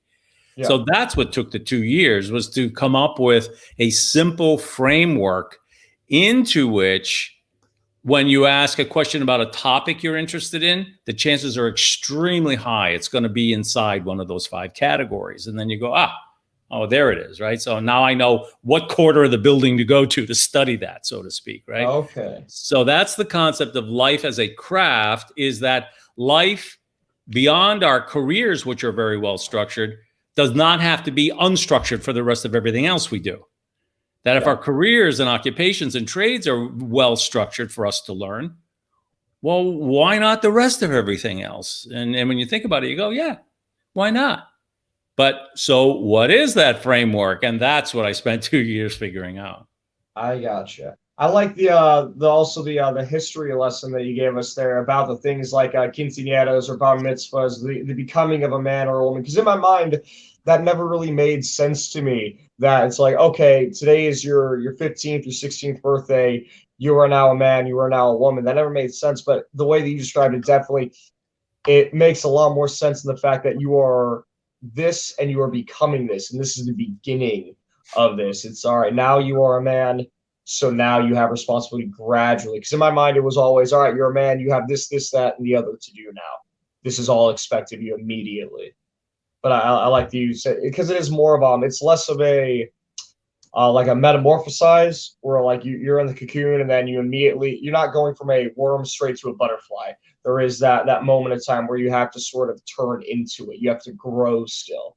I like that a lot. So you told us a little bit about where I'm at in my apprenticeship. Tell us a little bit more about Christina's journey that she is in right now. Oh, great. Yeah. And by the way, that was a great observation you just made, because for many people and other things, it is this, okay, now you're a man, boom, instantaneous, make it happen. What I found in the way of craftsmanship, it was a gradual, now we're going to begin the process, and now we're going to incrementally improve to execute with excellence. But that's going to take time, practice, observation, and improving one's skill. And that's why the way of craftsmanship is what I ultimately came to as the model, because nothing else for me does it as beautifully as that one does. That incremental acquisition, that incremental excellence. So when you reach age 24, 25, in traditional craftsmen's traditions around the world for thousands of years, what would happen is that there would be a moment where the apprentice would be brought for the test. And this is a great story. So now the apprentice, and you can go to Star Wars, you can go to, Disney, you can go to any, video game that you want to, and they're constantly engaged in this the moment of the apprentice passing on to the next level and being, quote, the master swordsman, or whatever you want to call it, right? Yeah. In traditional trades, crafts, and professions, this phase is called journey work. And it gets its name from the French word jour, which means day, and work. So journey work was the time in which, if you passed the test from apprenticeship, you were now allowed to enter into the world as a trained, that is skilled, but as yet not yet distinguished craftsman or craftswoman. So you could present yourself, if you had passed the test, and this is where your instructors and your teachers in the school of whatever trade you're going to learn are testing you. Do you know the materials of the trade? Do you know the processes well? Can you execute? Show us. Skillful use of tools. What's the name of that tool? How does it work? How do you apply it? So forth and so on. If you pass that test and you are allowed to enter the journey work phase of life, depending on the culture, you donned a uniform, and a very special one. And everyone knew that you were a journeyman or journeywoman in that trade or craft. And this was a great sense of pride, because now these folks are walking around, and they still do it today. I mean, you can go to places like Germany and you'll see journeymen and journeywomen in their traditional costumes out on the road hitchhiking, trying to get from one town or village to the next. And what was their job? Now for the next 20 years, the journeyman or journeywoman is going to ply their trade. They're going to try to make their way in the world through the skills they've learned in their apprenticeship phase. So for people in Christina's, phase of life, journey work phase, you're practicing your craft, you're improving your skills, you're doing your work. And journeyman and journeywoman, they used to go into the towns with a small little book called the Journeyman's Journal, and they'd get it stamped at the city hall to prove they'd been there. And then a master who they worked for 2 or 3 years would sign off that, yes, they did work here and here's what they did. Think of what about a lot of millennials are doing today. They're going out to companies for 2 or 3 years at a time. They're working at those companies and they're finding the next thing to do. Yeah. In the patriarchal view of business, the CEOs are going, oh, they're not loyal, they're not this, or they're not that. In the craftsman's view of business, it's the exact opposite. They expect those young journeymen and journeywomen to go to the next workshop, to go to the next master and learn additional skills. So it depends on how you view life. And in the way of craftsmanship, what Christina is going to basically be looking to achieve in this period of time is, by and large, the establishment of her credentials and capabilities as a journeywoman in whatever trade or occupation she's chosen. She will improve skills in other areas, such potentially as family, managing and running a home, et cetera, et cetera, et cetera. So that phase, the journey work phase, where apprenticeship is kind of like springtime, journey work is summer. You've got the heat on your back. You're going from place to place with your tool belt and your skills. You're knocking on doors to practice your trade. And the journey work phase in life as a craft is the endurance phase. You have to build your strength and you have to release your energy with pacing. Otherwise, you're going to burn out. And now I admonish you for a moment and your audience to look around at the number of people that are so over the edge and burnt out and running at the edge that what they've done is they've not paced themselves for this endurance phase, and they find themselves in a place that they're very uncomfortable and unhappy. Wow. Is it easier or I guess not, it's not easy at all. How difficult is it to get out of that? Is it something that you could fix simply by changing your schedule around and your eating habits? Or is it get to a point where you're so deep in your journeyman phase that you're not really able to get out of that uncomfortable position in, let's say, a month? The answer is it depends on what you have stressed in the journey work phase. So in life as a craft, the primary material that you and I and Christina and everyone listening is working with is our individual selves, the human being. Yeah. That's the craft. That's the material in the craft of life. And this human being is comprised of the internal human being, and your mentor guest that was just on before me was a craftswoman in internal elements of the human being, right? So we could learn from her processes and techniques. And there's the external human being, right? which you can also stress. You can also push to the limit, push to the edge. In the way of craftsmanship, to answer your question, master craftsmen would always teach the apprentice and the journeyman to look at 3 distinct elements in the trade, which we can now apply to ourselves to answer your question. Can we get out of it in a month? Phase 1, if something is not working properly, in balance, you have to look at the material first. Is the material behaving according to the needs? Have you hit a block in the material? Is there something that needs to be fashioned or shaped or carefully done in order to bring the material back into alignment? If you've overpressured yourself, whether the internal or the external human being, you need to understand, where did I overdo it? And now can I put myself in front of a mentor teacher to help me rebalance that? That's step 1. Step 2 are the processes. What are you doing to that material? Yeah. Are you over pushing it, the external material, and causing it too much stress? Are you over pushing your processes on your internal material and causing it too much stress? If your processes are no good, or your processes are breaking down and causing stress on the material, change the process, modify it. Your previous guest was teaching a process for internal modification and management, right? So there's another example of a mentor that could be looked at. And the third element are, what tools are you using? And people don't recognize the number of tools that they're using every single day all around them, on your desk, in your mind, whatever. Did you ever train in those tools? Do you know what they are? Do you know what they're supposed to achieve? In the way of craftsmanship, you're never even allowed to touch a tool until you know what it's there for. So if you realize, gee whiz, I'm using this exercise machine too much, or I'm doing this, or I'm doing that. So the answer is yes, you can change it in a month, no question. However, if you've damaged the material, it might take you a little bit more than a month to reframe it, but you can change in one of those 3 areas what you're doing and be on your way to, in craftsmanship, realignment. Bringing it back into realignment so that you can continue on your work. Love it. Wow. I have a question. So how would you say, once you've discovered all this, how has this framework changed your life? What kind of changes did you see happen in your own life, and then maybe in the lives of the people around you? Well, I've been at it for 35 years. So I got into looking at life as a craft, something that could be managed, when I was a journeyman.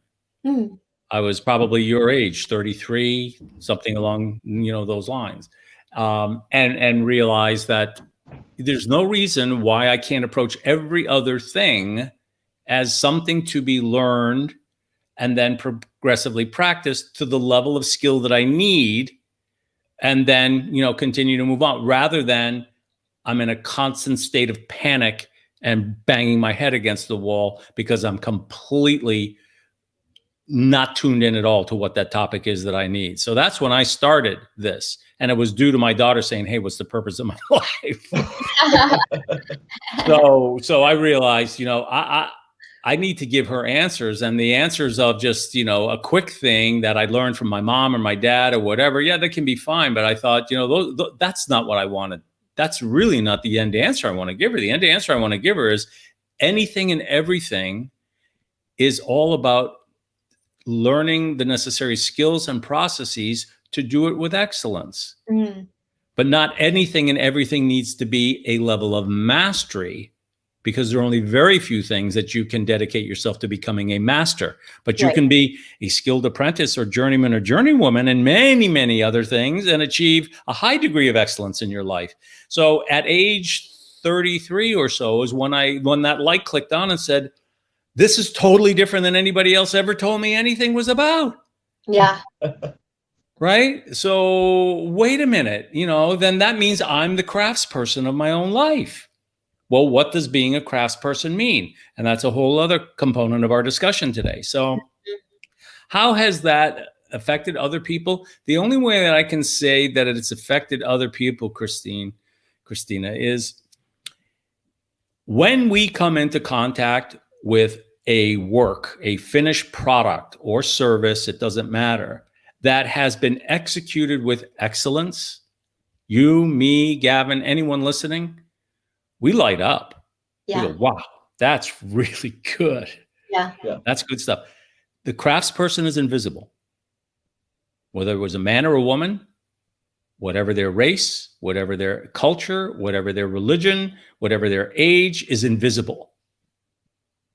Their finished work is what speaks for itself. So if there are people who have come into contact with my finished work and considered it excellent, then you now know what the effect was on them. That's really cool. If they did not appreciate the work, so be it. It wasn't for them. Sure. Yeah. I love that. I love that a lot. I have a really good question here from the comments. Mandy Atterbury asks, oh, wrong one. Amanda Atterbury asks, is it bad that I've never had a career? So let me answer that this way. In life as a craft, that curriculum, that first thing that we came up, those 5 master categories that we first talked about, element 4 out of those 5 elements, element 4 is called the human being. And it's broken into 2 components. That's the material of the craft of life. And you have to basically learn what is this material. And there's the inner human being and the outer human being. And career, or something that we will call vocation, trade, occupation, profession, all underneath the thing of career, is associated, generally speaking, with the internal human being, because it is something that you ultimately, in your mind and internally, want to and need to continue to perfect and become more excellent at over time, right? Now, career as a word, depending upon the way that you phrase it, career does not mean a single job in a single workshop in a single activity for your life. Career can mean those things which you have done and will do in your lifetime associated with the act of generating revenue in exchange for your skills, so that you may fund your personal and family finance requirements, as they may be.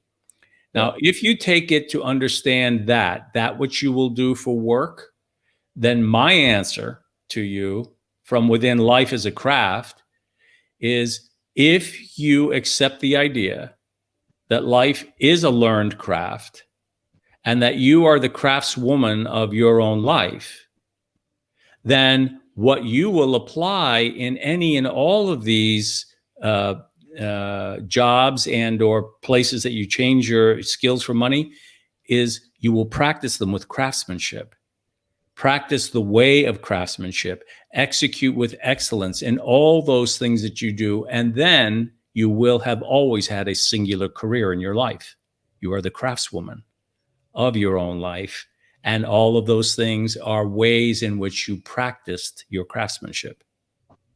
Wow. I really love that. I feel like a lot of people in the younger generation specifically can really relate to that. Because I know growing up, I always had a really difficult time figuring out what one thing I want to do with my life. People say, oh, what do you want to do when you grow up? Like, what's your career want to be? It's like, well, I don't want to do one specific thing. I like to learn a lot. I like to try to pick up new tricks and new trades. I really enjoy. Overall, my biggest passion is entertaining people. It's things like the podcast, or I do DJing, where I do karaoke and trivia nights, or writing music. I love to entertain people, but I love to do it in many different ways. And so to me, this is all very, really important. Hearing, I guess, like a sort of confirmation that it is okay to do that way, because when we grow up in school, you know, we're taught, especially, I've never been to private school, but I know in public schools, it's taught you need to go to college, or you need to go into the military, or you need, last resort, go into a trade, if they even tell you about the trades. But you need to go to college or the military, or you won't be able to do anything in life. And I think that's a really dangerous and scary kind of way to go about a mentality, especially for children. But I also understand why they do it, because it is in a sense, an easy and general way to sort of guide a big population.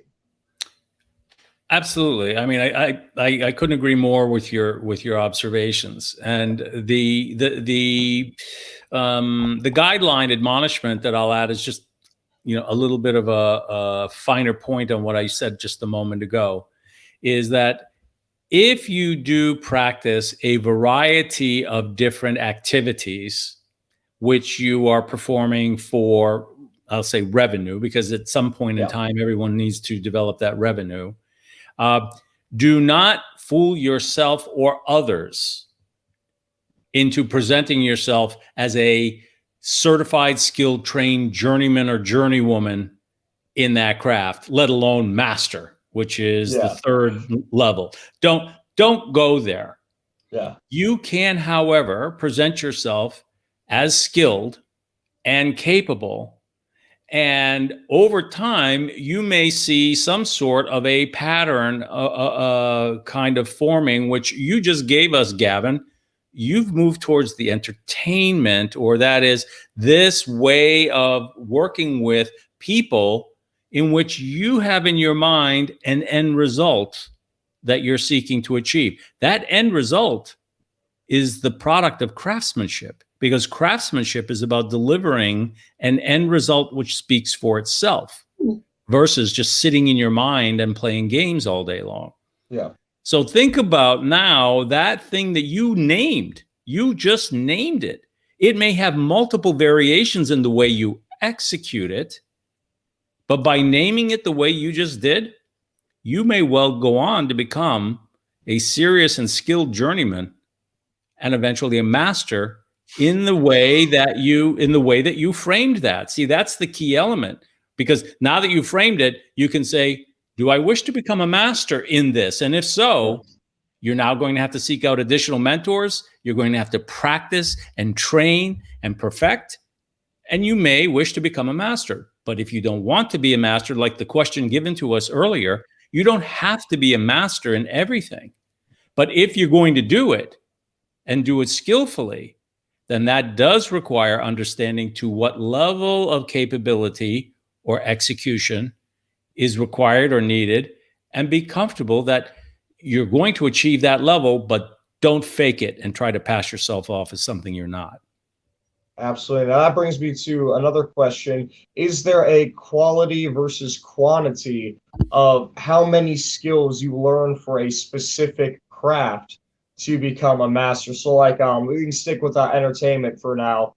I said there's a handful of different things that I do. Maybe I don't become a master at DJing or a master at podcasting or whatever my other crafts are, but I become better than average at a lot of different crafts that are entertainments. Could I then eventually say that I am a master entertainer?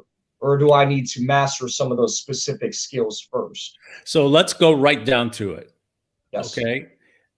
In the way of craftsmanship as taught for thousands of years, what usually happens is when a trade, a craft, or a profession starts reaching longevity and a wide audience who are practicing that trade or craft or profession, what starts to happen is schools begin to arise in that trade, craft, and profession.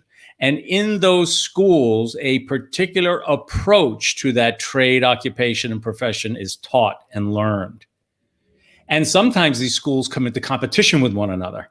Oh, you're from that school of this trade or craft, or you're from that school. I mean, think of the Kung Fu films. Those schools of practitioners were always going at each other, right? So, and when a school arises, which is a named institution that has named processes and has named methods and named tools, they are going to have a set of standards which they establish in their school. Listen to me very carefully. In their school, those standards are what define quality. Those standards are what define levels of apprentice, journeyman, master, right? In that school. So now let's take that firm, fixed, well understood. It's not ethereal and it's not, hey, I feel great today. Yeah. It's absolute. If you wish to present yourself or to consider yourself apprentice, journeywoman, master, according to the standards of a particular school, then you must study and perfect and practice according to their standards. If, however, you wish to function in a more eclectic way, one might even say an artistic way, and borrow elements from different places and bring them together, you are creating a school of one in which you've decided to develop what those are going to be. Now, be very clear on this. You may then present yourself as a journeyman or master of that school, but no one else may recognize that. You follow what I'm saying? I do, absolutely. Right. It's very clear. No one else may recognize that because you have established your own standards. You have established your own processes, right? So this is a school of one or a congregation of one, as you wish, right? So be aware that that may or may not open doors or not open doors, depending upon what credentials those other doors require for you to enter. And this is where we get into traditional master's workshops. When you would come to the door and knock on that door to ask admittance to that master's workshop for learning more, trading, and working, depending on the credential of the school you were coming from your apprenticeship, allowed you admittance or not. Now, that's not good or bad. It's just that's how that is. That's how those standards operate. And recognize, well, if you don't like those standards, if you don't find those standards to be appropriate, then simply don't follow them. For a lot of people, however, it's like, well, if I don't study in that institution, then I won't be able to get the job in that particular location. So you accept, all right, fine. I will learn the trade according to those standards, whereby that credential opens doors for me to go to the next level. So it's a question of choice, right? But recognize that when you are training in anything, don't give the appearance of craftsmanship or the knowledge of understanding of craftsmanship, because there will come a point when you present yourself to be a skilled journeyman or journeywoman, and it's going to be uncovered that you are faking it, that you're presenting yourself as something authentic that you're not. And it will ruin your reputation and set you back on your path to making a masterpiece of your life. And too much of the internet today, 90% of it, are filled with those people who are presenting themselves as authentic craftsmen and craftswomen in a trade they have no training. Yeah. No, I'm taking it all in right now. I know you are, and you're being very nice, both you and Christina, to allow me to talk, because I will be very honest with you. I was both honored and excited to receive your invitation, because I am so interested in having those who are in apprenticeship and in journey work hear this message, because this message is not being transmitted loudly, if you will, into the apprentice and journeyman, journeywomen's communities at large. And by the time you're passed through journey work, it may be a little bit too late. For some, they'll hear it and they'll listen to it. But an apprentice or journeyman, journeywoman is young enough to want to say, wait a minute, I can grab onto that right now. Yeah. And I can use that from this point forward without shifting too much, right? Yeah. And so I want to just say I'm very thrilled that you invited me today and let me speak to your community. You for being here. This is a wonderful experience. I'm glad that we are. I'm sure Christina is glad as well that we're hearing this at the age that we are, because like I said, in schools, I'm 21. I graduated 3 years ago.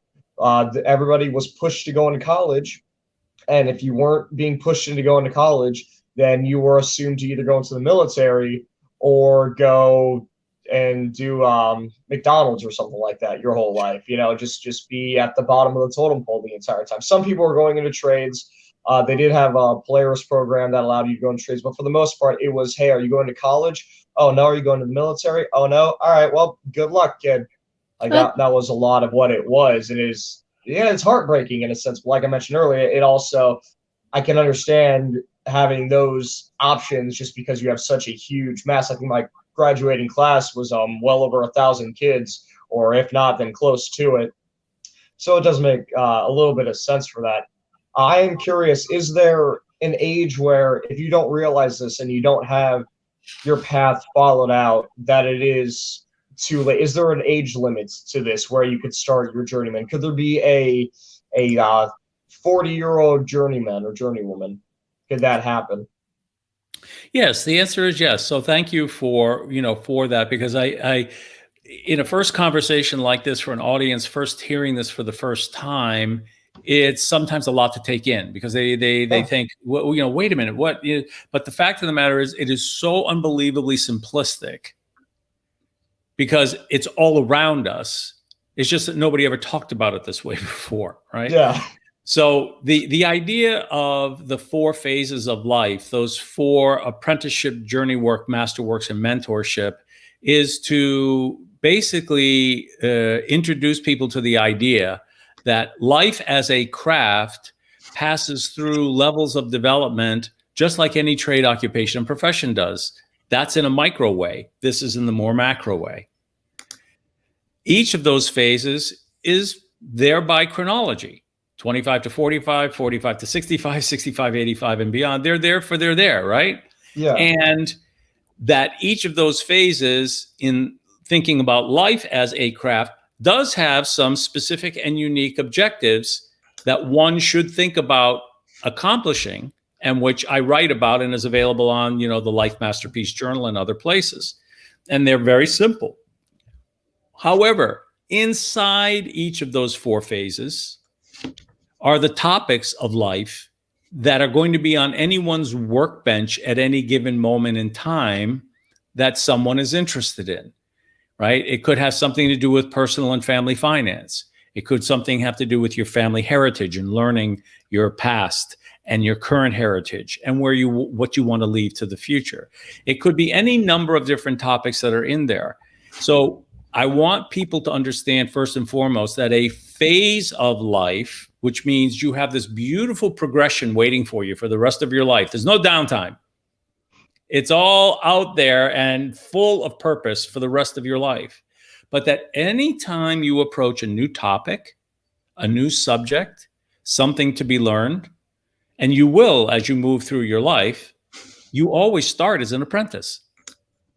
You always then move through that apprenticeship phase in that topic and decide, do I need to go on and practice this in any kind of a, specific higher level way? Or once I've achieved a certain level of apprenticeship, I can then maintain that understanding because I'm going to have other people working with me, to help develop it. And so like, a financial advisor, you may not be doing your own trading of stocks and whatever, but your financial advisor, but you better not be a dummy apprentice and not understand what that person is going to be doing for you. So somebody at age 40 who is moving out of the journey work phase and coming near to the masterworks phase may have started a number of different new topics during that period.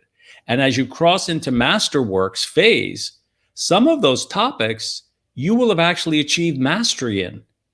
And usually that's the area of your career, your vocation, your job. You would have been at it for thousands of hours. So by the time you reach the masterworks phase, you happen to be a master in your trade. But there are many other things now that you are going to need to learn. Elder care for your parents. You're getting in your mid-40s. Your parents are now in your mid-60s or whatever. Whole new topics are going to come on your workbench, right? So there's always 2 things, the phases of life, but the fact that any new topic or subject you're going to learn, you always start as an apprentice. It's wonderful. I love it. And that makes sense when you think about it. You start anything out, nothing. And I feel like a lot of people, that discourages them from learning new things, because when you get so good at 1 or 2 things and then you try to learn something new and you're completely awful at it because you just have no idea what you're doing with it because you are in that apprentice stage, then it becomes discouraging for some people to try to continue with it because you're so used to being good at other things. Oh gosh, did you make such a great point? Yeah. So in the way of craftsmanship, this is what happens to most people. We don't realize by the time we're crossing into formal apprenticeship, how many thousands of hours we spent as children. Yeah. thousands of very hours. beginning, You were master children. You yeah, know? yeah. Well, at the very beginning, you said that journeyman, it doesn't start till around, or not journeyman, apprenticeship doesn't start till around 14, and I almost thought about asking why, but then I immediately thought, oh, well, that's because you're a little kid, you're learning how to be alive for the most part. Well, you know, so this is really great, and I want to keep on that thing about, you know, you get frustrated because you Yeah, got really good at something, and then when you go to learn something else, you're just frustrated and with it, right? It's yeah, critical. When you're in that child stage, you're learning a ton. You're becoming, you know, you're a wild banshee. You're bouncing off the walls kind of thing. But in most cultures, up until around that age 14, your parents are legally responsible for you. Number one. Number two, up until that age, your parents have been your caregivers, whoever they may be or not, which says a lot, have been the ones who have effectively been crafting you during those years. They've been the craftsmen and women working on your life and shaping you both internally and externally. Now, at that age 14 or so, we use that as, you know, I mean, this isn't guns going off, but approximately at that age, if one has been approached, your caregivers are approaching it this way, or you're approaching it this way, that you realize through a ritual, as we did with my daughter, she had a rite of passage. She is understood that from this day forward, there's several things that are going to happen. One, you are now going to gradually become fully responsible for your own life as the craftswoman of your own life, gradually. And you're going to do that in partnership with us, your caregivers, who gradually release you to yourself as the craftswoman. And a lot of parents have a hard time doing that. And in partnership with your mentors, who we are bringing in to help you learn certain key skills that are going to be necessary in the next coming years. So there's a very distinctive thing that happens in that gradual element of apprenticeship during those years, right?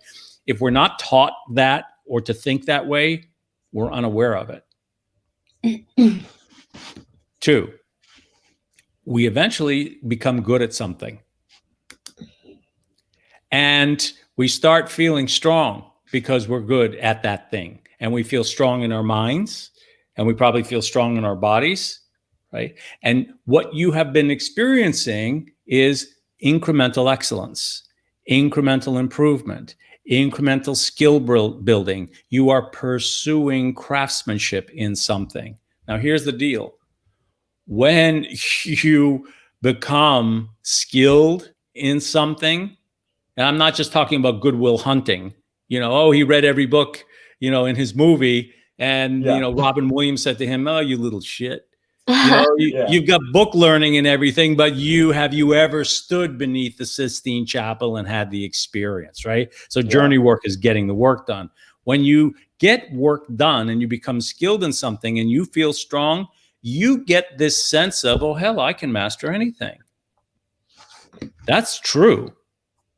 But not without the learning, not without the practice, and not without the incremental excellence. So the minute you see these other things, you become extraordinarily frustrated because you're at this place of mastery or good journey work in one other area, and it pisses you off that these other areas aren't coming to you. Well, hell, you know, I mean, that is the number one thing, Gavin, that you have brought out the center of the show for everyone, I think, because if you don't train your mind to understand that the place where you have achieved a level of skilled practice took thousands of hours to get there, you are going to go through life totally frustrated at all the other things that I want it now. I want that to be at the same level I have this other thing right now. Yeah. And I'll tell you, you're looking at a craftsman who suffered from that all my life, right? And I have to train myself and keep pulling myself back to, you stop joking yourself, dude. You have got to get with the learning and the practice, and then and to get you to this level of excellence. And that means you got to put in the time and go back to being an apprentice in that thing, just like you did this other thing. And boy, is that a hard lesson. Oh my God. So good. Yes, I love it. I love it. Thank you so much. I have one more question for you, and then Christina, if you have any questions, and then I'll have you do some plugins, and we'll begin wrap it up. That hour has flown by. True, yeah. So, last question that I have for you is, has she followed your teachings, and if so, how has your research affected your daughter's life? So when my daughter was 6 years old, she saw her father begin this process of trying to figure out what are the things that she needs to learn. And we had this, we call it the Lifecraft book, the workbook in our home, there and available for us. We didn't use it all the time, but we used it enough where she knew life has a place you can go to say, let's figure out the skills. I'm not talking about the philosophy, but the skills, right? And she had this artifact that she could touch. So from a very early age, she got anchored in the idea that life is a learned craft. At roughly age 14 or so, when she took her rite of passage and we ceremoniously went into apprenticeship, she also understood little by little she was going to have to acquire and become the craftswoman of her own life, which she did. She accepted it. Now, at the same time, her parents, meaning myself and my wife, go through a rite of passage, which is to remove ourselves little by little from being the primary craftspeople and allow her to be the apprentice and begin crafting her own life. And this is a real delicate balance that goes on here. Yes, because you want as a parent run in to say, wait, you can do it like this, or you can do it like that, or wait, let me do this for you. And I don't want my child to feel any pain, or, hell, man, you're not teaching her fish. You're giving her a fish. Yeah. You have to teach her to fish and give her the skills and let her practice. So this requires you standing back and letting your apprentice practice and learn those skills. Now, we did not force this on her as a regimen in any way, shape, or form, because if I were to do that, that would make her my work instead of letting her make her own work. So what we kept an eye on was whether or not she was approaching something in the way of craftsmanship, which is, are you learning the skills for that which you want to do? And what she would come to more than anything else is, where do you think I can learn to do this? Because what we were teaching her was, our job is to find you the right mentors, not to always be the mentor, because I'm not a master in all those things you need to learn, right? So this program, this idea takes me into, I have to be the master of a workshop, because if I do the work for the apprentices, they're not learning. So that's a whole other skill. And so today, she's a mother. She has a 2-year-old daughter. Congratulations. And thank you. And I can assure you, when her daughter is 6 or 7 years old, a big light bulb's going to come on when she pins her in the kitchen one day and say, Mom, what's the purpose of my life? Full circle. Love it. I love that. Christina. No, I think you covered everything. I'm just really inspired right now. I loved hearing about like what stage of life I'm in, and it really resonated. So thank you so much for your time. No, you're welcome. Absolutely. And I do want to comment. I love the last thing that you said there, how, because I'm not a parent, but I grew up with a lot of siblings, and I grew up hanging out with like a lot of little kids and stuff with, like, I have friends with a lot of siblings, and it is really difficult sometimes. Like I can watch parents, and even when I've like gotten close to my little siblings, it's difficult for me sometimes to watch them scrape their knees, but that's what they have to do to learn. You got to let them scrape their knees. You have to let them sometimes get themselves back up instead of picking them up and be independent. Because if they aren't, then they don't learn that as a child, and they're not going to ever learn it, or they're going to have an extremely hard time learning in the future. So I love that you brought that up, how important it is to, while it is difficult, but to let your kids fall down sometimes. Yeah. Setting the right guidelines so that they don't irreparably damage themselves as the primary material of the craft. such that when you turn their lives over to them, the material you're giving them has been worked with skill, not just intention. Yeah. Amazing. Amazing. Do you have anything that you would like to plug in? I know you have a podcast. Where can we find that? I would say the mylifemasterpiece.com will take them to the Life Masterpiece Journal. And in the journal, they'll see the structure, they'll see the 4 phases. There are some audio files and things, and folks can then start taking a little deeper dive into any one of these areas that they may be interested. Awesome. It's medium.com/Life Masterpiece Journal. That's where they'll end up. mylifemasterpiece.com will flip them to the same URL. Great. I'm going to post that right now in the comments section. It's going to go out to everywhere where this is streaming. Once again, the name of your book. I know that's on Amazon, correct? Yeah, My Life, Making a Masterpiece of Your Life is there, and The Way of Craftsmanship is there, and the content from both of those books is actually being embedded into the Life Masterpiece Journal, because that's the final work of my life before I joined the stars. Heard that. Let's see. Charles Collins got it. Awesome. I'm going to post that as well. And I just have to say thank you again. Yeah, if they get a chance, they can listen to the episodes are not very long. The episodes are kind of storytelling. Okay. And it might be a nice way to get this idea a little bit deeper. There's some music background, and I like that a lot. I know I personally, when I read, if I'm like reading like a physical book, I'll go on walks while I do it, or I'll end up falling asleep. So I'll kind of like, if it's a nice day, I'll go for a walk around the block and I'll read the book while I'm walking around. I think that's something that I've evolved from always being on my damn phone, texting and walking around.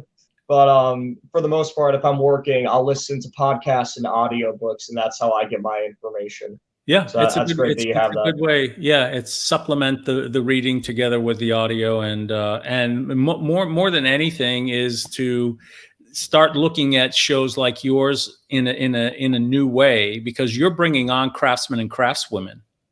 Yeah, and talking with them about particular processes and tools and so forth. All of them fit into this architecture we've just talked about. Absolutely. Thank you once again so much for being on the show. It was an absolute pleasure to have you on. It was an absolute delight to have you here. Thank you. So much to take in and think about. I'm probably going to end up going back and watching the show again later. Well, I've been doing it for 35 years, so I can tell you are a master. Over and over and over again. Practice makes perfect. You most definitely have mastered your craft, and I'm very excited to be on my way from apprenticeship to journeyman. Both of you have a wonderful road ahead of you if you recognize that it's there waiting for you. Embrace it. Thank you. Absolutely. Once again, this has been Java Delight. I am Gavin Kerr here with Christina and the wonderful Mr. Charles Collins. Thank you all so much for watching. Thank you for your comments, sharing, your liking. You all have a wonderful day. Take care.